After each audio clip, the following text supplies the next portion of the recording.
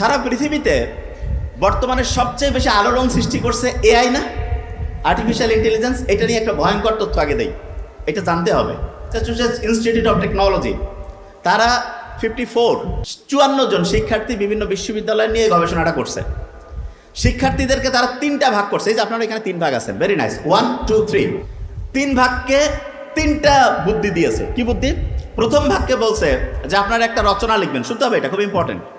রচনাটা লিখবে আপনারা এআই ব্যবহার করবে, চ্যাট জিপিটি ব্যবহার করে। দ্বিতীয় যে গ্রুপ আছে তাদেরকে বলছে আপনারা লিখবেন গুগল ব্যবহার করে। তৃতীয় যে গ্রুপ আছে কোনো চ্যাট কোনো গুগল চলবে না, নিজের মাথা খাটিয়ে লিখতে হবে। Very nice. 3 গ্রুপেই আলাদা আলাদা আলাদা করে হচ্ছে রচনা লিখলো। লেখার পরে ব্রেইনের ক্যাপাসিটি কার কীরকম হইলো সেটা দেখার জন্য কিন্তু একরকম মেশিন আছে, সেখানে ইইজি বলে একটা টেস্ট হয়, ইলেকট্রোএনসেফালোগ্রাম। হার্টে আমরা ইসিজি করি না, এরকম ব্রেইনের অবস্থা দেখার জন্য ইইজি দেখা হয়। এইটা দিয়ে তারা ব্রেইনের অ্যাক্টিভিটিগুলো দেখলো এবং খুব ভয়ঙ্কর যে জিনিসটা, এই মধ্যে সবচাইতে ক্ষতিগ্রস্ত অবস্থায় যাদের গ্রুপের ব্রেইনটা পেয়েছে, সবচেয়ে ক্ষতিগ্রস্ত সেটা হচ্ছে যারা চ্যাট জিপিটি ব্যবহার করছে। চ্যাট জিপিটির ব্যবসা যে বাবা কি কথা, সত্যি কথা বলছি। সবচেয়ে ভালো কাদেরটা ছিল? গুগল? নো, যারা নিজের মাথাকে কাজে লাগিয়ে একটা প্রবন্ধ লিখছে, একটা এসে লিখছে, তাদের ব্রেইনের ক্যাপাসিটি সবচেয়ে বাড়ছে। গ্রাম যে ভালো, এটা এই কারণে বলি, গ্রামে তার ব্রেন আমি বলি দেশি মুরগির ব্রেন, আর চ্যাট জিপিটির ব্রেন হচ্ছে ব্রয়লার মুরগির ব্রেন। সামনে ব্রেন কি আমরা ব্রয়লার মুরগির করতে চাই না দেশি মুরগি? দেশি মুরগি। দেশি মুরগি করতে চাইলে কি চ্যাট জিপিটি ব্যবহার করব না গুগল, নাকি এমনি? আচ্ছা, চ্যাট জিপিটিরও কিছু কাজ আছে, কোন জায়গায় বলে দিচ্ছি যে কোন জায়গায় ওইটা কাজ করবে। লাস্ট বেঞ্চ খুব ইম্পর্টেন্ট। তাহলে কতজন স্টুডেন্টকে নিয়ে এই পরীক্ষা হয়েছে? 54। কোন গ্রুপ ফার্স্ট হয়েছে? শুধু ব্রেন, শুধু ব্রেন। সারা পৃথিবীতে আল্লাহ মানুষকে যা কিছু দিয়েছে, 1 নম্বর জিনিস দিয়েছে ব্রেন। 1 নম্বর কি? ব্রেন। প্রত্যেকে আমাকে ব্রেইনের ক্যাপাসিটি কিভাবে বাড়ানো যায়। ব্রেইনের ক্যাপাসিটি বাড়ানোর জন্য এই যে আমরা যে এখন আগ্রহ নিয়ে বসছি না, প্রশ্ন ধরবো তো, আমি বুঝতে পারতেছি। এই যে অ্যাটেনশন দিয়েছি, ক্যাপাসিটি বাড়তেছে, ব্রেইনের নিউরনগুলো অ্যাক্টিভ হয়ে যাচ্ছে। ওরা বাবা ধরবে, যে কাউকে ধরতে পারে, যে খোসর মসর করবে তাকে ধরবো, ও অ্যাক্টিভ, যে রেডি থাকতে হবে। এবং ইন্টারেস্টিং জিনিস, আমি জীবনে যতটুকু কোরআন পড়ছি, হাদিস পড়ছি, জ্ঞানী লোকদের উপদেশ শুনছি, সমস্ত উপদেশগুলোর মূল কাজ ছিল ব্রেইনের ক্যাপাসিটি বাড়ানো। কিভাবে? আল্লাহ বলছেন প্রশংসা করো, নাকি গীবত করতে বলছে? প্রশংসা করলে লাভটা কি? ব্রেইনের মধ্যে 2টা তরঙ্গ তৈরি হয়, 2টা ঢেউ তৈরি হয়। এই 2টা ঢেউ মনে রাখার একটা ইংরেজির একটা ছোট্ট অ্যাপ্রোপ্রিয়েট প্রিপোজিশন আছে না, অ্যাট, এটি, এ দিয়ে একটা তরঙ্গ আলফা ওয়েভ, কি নাম? আর টি দিয়ে আর একটা থিটা ওয়েভ, কি নাম? এই 2টা হচ্ছে চাচাতো খালাতো ভাইয়ের মতো।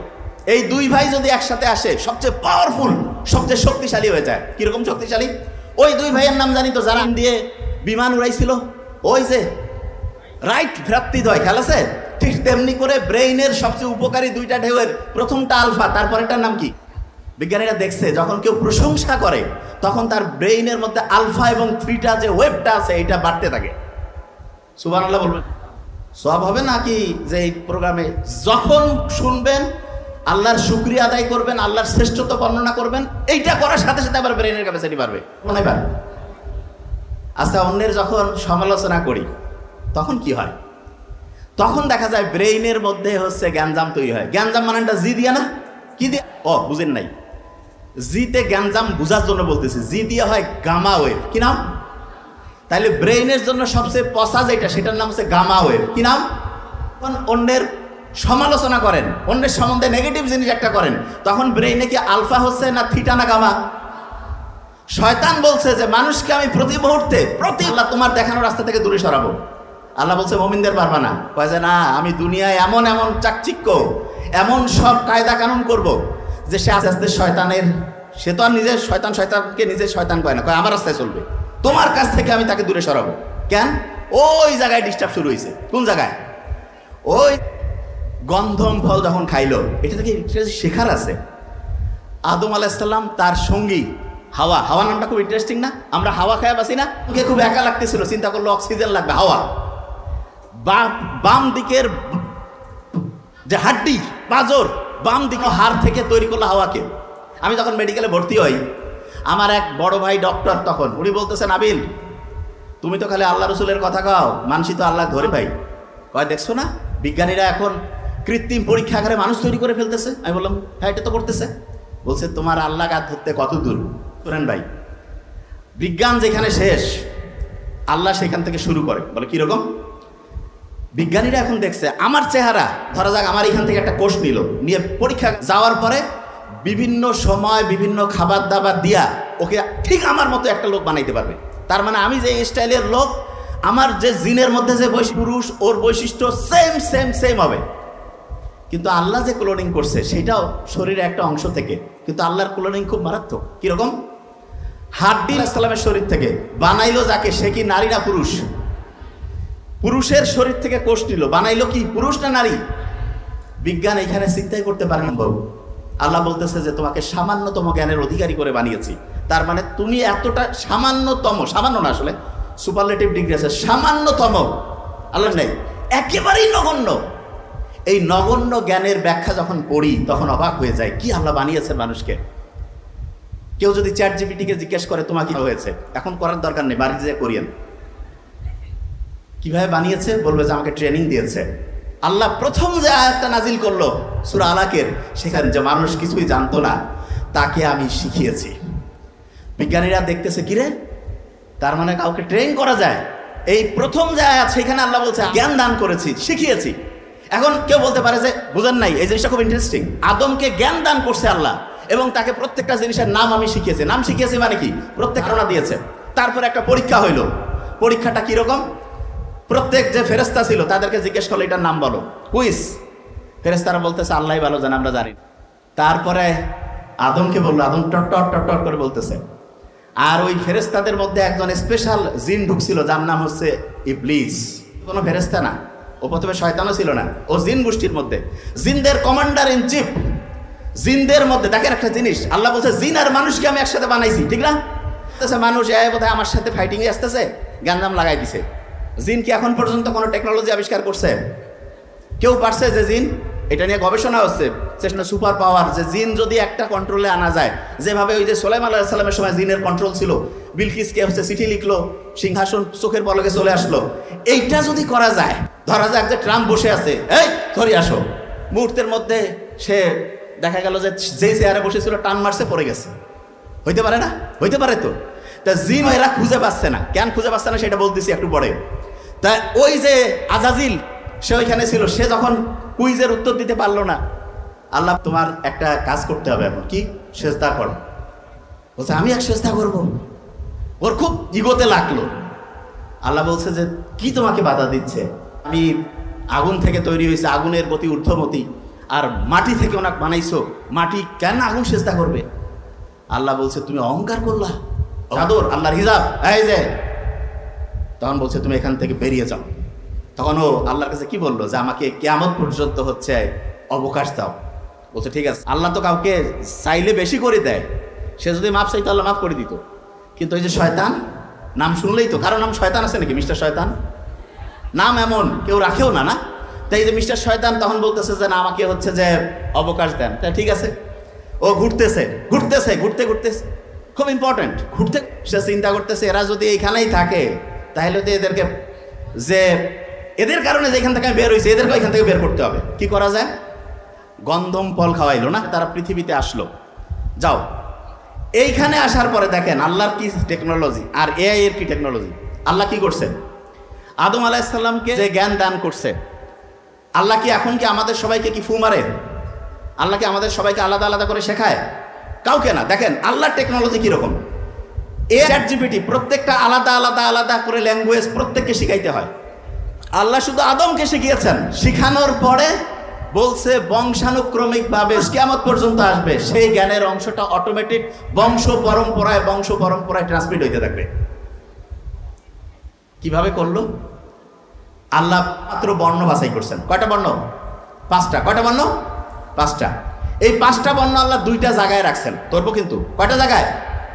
আচ্ছা, আমার নামের আগে ডক্টরের ডি দেওয়া হয় ডিএনএ, ডি দিয়ে কি হয়? আর দিয়ে হয় আরএনএ, আর দিয়ে এই ডিএনএ এবং আরএনএ এর খেলা সব। এর মধ্যেই তো বর্ণ আছে। কয়টা বর্ণ? বাংলায় বর্ণ কয়টা? খুব কঠিন, 50টা। স্বরবর্ণ, ব্যঞ্জন বর্ণ, কি ভুল বললাম নাকি? 39 আর 11 50। ইংরেজিতে বর্ণ কয়টা? আল্লাহ যে ভাষা লিখেছেন ডিএনএ আরএনএ এর মধ্যে কয়টা বর্ণ? কন না। নামাজ কয় ওয়াক্ত? ইসলামের মৌলিক স্তম্ভ কয়টা? আল্লাহ বানানটা যদি ইংরেজিতে লেখেন কয়টা বর্ণ? আচ্ছা, ইংরেজিতে যখন লেখেন প্রথম বর্ণটা কি আছে বলেন তো? এ, তারপরে অল দিয়া ইংরেজির একটা মৌলিক নিয়ম বলি। স্যার যেহেতু প্রফেসর স্যার আছে মিলাতে পারবে। অল কিন্তু একটা মারাত্মক শব্দ ইংরেজির। কি কারণে? All are invited, very nice, plural হয়েছে ভার। আর যখন বলি all that glitters is not gold, এখানে ভাবটা সিঙ্গুলার হয়েছে না?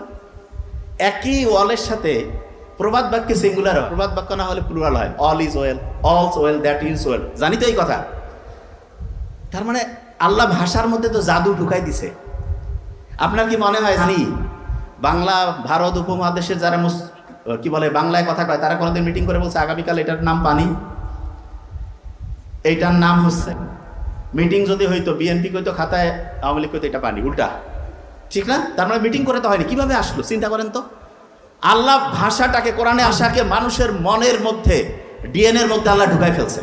এবং আপনি নিজেও জানেন না যে কোন ভাষা আপনি কিভাবে শিখতেছেন। পাশাপাশি লোক বাস করতেছে, চিটাগাং সিলেটে যাবেন, বাকি কোসে বুঝবেন না ঠিকভাবে, ওরা শিখে ফেলে। আমরা যখন কথা বলি, ইংরেজরা যখন বাংলা কথা বলে আমরা বুঝি যে বাংলা কেমন জানি করছে। আমরা যখন ইংরেজি বলে ওরা বুঝতে পারে, ঠিক না? এই ভিন্নতা, এটা আল্লাহর একটা নিয়ামত।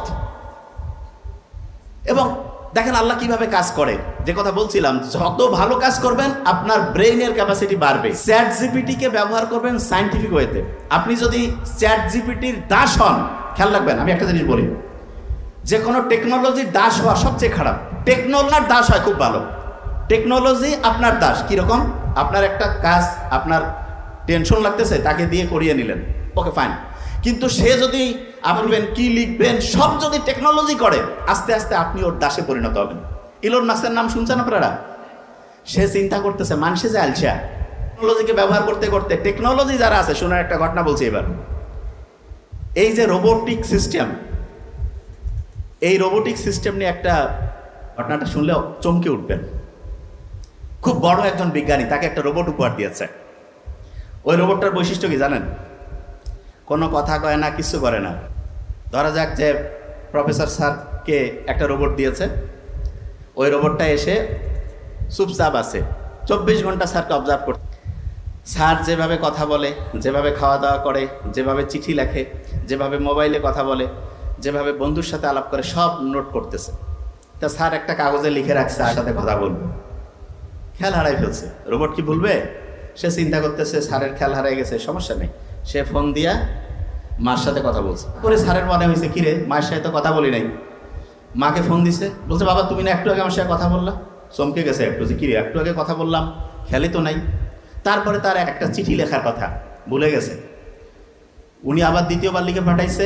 ওইখান থেকে বললো কি ব্যাপার স্যার, আপনি তো চিঠি লিখিয়ে পাঠিয়েছেন। বলছে ওই চিঠিটা দেন তো। ওরে আল্লাহ, ভয় পেয়ে গেছে।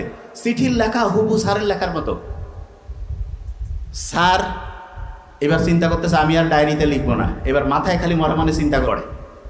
স্যার মাথায় চিন্তা করতেছে যে আগামী ওই দিন ওই বন্ধুকে দাওয়াত দিব, ভুলে গেছে। সাধারণভাবে না লিখলাম। স্যারের কথা ছিল যে সন্ধ্যা 7টায় ফোন দিবে। 7টা যখন পার হয়ে গেছে, 7:30 পৌনে 8টার দিকে স্যারের মনে হয়েছে কিরে আমি তো ফোন দেয়নি, এই সময় একটু টাইম পেয়েছি। ফোন দেওয়ার পরে বন্ধু বলছে বন্ধু তুমি কি করছো, কেন একটু আগে তো ফোন দিলাম। স্যার এবার ভয় পেয়ে গেছে। স্যার চিন্তা করতেছে যে কিরে আমি যা চিন্তা করি, পৃথিবীতে কিন্তু একই রকম দুইটা সত্তা থাকতে পারবে না। স্যার তখন চিন্তা করতেছে এই রোবটকে রাখা যাবে না, রোবটও তখন চিন্তা করছে এই লোককে রাখা যাবে না। ফাইট শুরু হয়ে গেছে রোবটের, কিন্তু অপেক্ষা করছে আমাদের জন্য। দেখেন, তবে ভয়ের কারণ নাই। আমি সবসময় বলি, সবসময় আমি এটা জিনিস বলি, আমাদের বানাইছে আল্লাহ আর আমরা বানাইছি এআই। যত সুপার ডুপার এআই হোক, মানুষের যে ক্রিয়েটিভিটি, নতুনভাবে চিন্তা করার ক্যাপাসিটি, সেটাকে। তা 2 প্রফেসরের এরকম আলোচনা হচ্ছে। বলতেছে একজন যে না মানুষ আগামীতে থাকতে পারবে না, আরেকজন বলতেছে না মানুষ জিতবে। তা 2 প্রফেসর বলছে ঠিক পরীক্ষা হোক, দেখি কে জিততে পারে। 2টা রোবট 2 পক্ষ থেকে আসছে। লাস্ট বেঞ্চ, দুই পক্ষ থেকে। এক পক্ষ হচ্ছে মানুষের পক্ষ জিতবে, আরেক পক্ষ হচ্ছে যেন রোবট জিতবে। একই চেহারার দুইজন আসছে, সেম।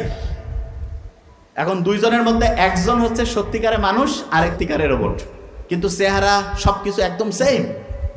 পরীক্ষা হবে যে কে জিততে পারে। প্রফেসর যেই প্রশ্ন করে দুইজনে উত্তর ঠিক। প্রফেসর যেই কাজে দেয়, খুব ট্যালেন্টেড, তো দুইজনে ঠিকভাবে করতেছে। প্রফেসর তাকে একটা প্রশ্ন একটা বিষয় সমিতি বলতেছে, ঠিকভাবে লিখে দিচ্ছে। তখন এই প্রফেসর খুব জ্ঞানী মানুষ, চিন্তা করতেছে কি করলে কে মানুষ আর কে হচ্ছে রোবট, কিভাবে বের করবো। দুইজনে খুব স্কিলফুল, মানে সেম সেম টু সেম। তখন উনি ওনার এক বন্ধুকে ডাকছে, ডেকে বলছে, বন্ধু আসো, একটা বুদ্ধি আছে। দুই বন্ধু বসছে, সামনে বের করতে হবে কে মানুষ কে সত্যিকারের রোবট। পাশের বন্ধুর সাথে সে গল্প করতেছে, লাস্ট বেঞ্চ 90 ডিগ্রি। বন্ধুর সাথে সে গল্প করতেছে, কি সেটা, যে বন্ধু খুব ভালো খবর আছে। কি খবর? আমার মা বাপ অ্যাক্সিডেন্টে মারা গেছে। তাই হেসে হেসে যখন এই কথা বলতেছে এবং সে বলতেছে মা মারা গেছে, খুব খুশি হাসি। যে সত্যিকারের রোবট সেও হাসতেছে, কারণ তাকে শিখাইছে হাসলে হাসতে হতো, কানলে কানতে হবে। আর যে মানুষ সে তো জানে এই লোকটা অ্যাক্সিডেন্টে মা বাপ মারা গেছে, হাসতেছে, তার মানে পাগল হয়ে গেছে। ও তাকে বুকে জড়ায় ধরছে। তখন ওই বিজ্ঞানী বলতেছে এ হচ্ছে খাঁটি মানুষ আর হচ্ছে রোবট। বুঝা গেছে? তার মানে মানুষের সবচেয়ে পাওয়ারফুল জিনিস হচ্ছে অন্যের প্রতি সহমর্মিতা, অন্যের প্রতি এই যে মানুষের সাথে মানুষের যে বন্ডিং, এটা দুনিয়ার সবচেয়ে সেরা জিনিস।